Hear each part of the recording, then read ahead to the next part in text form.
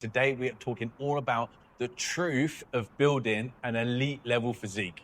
And specifically, and this is a bit of a personal one, talking about my own 10-year journey with training. I've been training for longer than 10 years, but I'm just going to focus on the last 10 years in particular, where my goals have been fairly similar in nature and different from a sporting sense, which they were before that.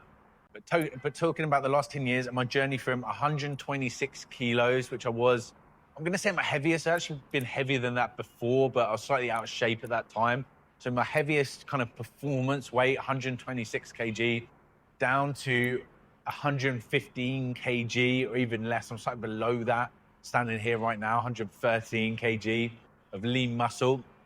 And what I really want to hone in on this video is the truth, which is that I didn't build this physique within 12 weeks, right? It really did take a decade of learning what works well for my body, what doesn't, a decade of maturity when it comes to weight training, resistance training, and year after year layering up on that physique as well. Year after year of getting more consistent, year after year of getting a little bit more out of my training, not necessarily year after year of leveling up from a strength perspective, because that has not been my journey. I was stronger a few years ago than I am now, but certainly year on year on leveling up from a conditioning and a physique perspective compared to my starting point around 10 years ago. So if I wind the clock back then to my early 20s, because I am 31 now, okay, 21, 22 years old, what was my goal? What did my training style look like?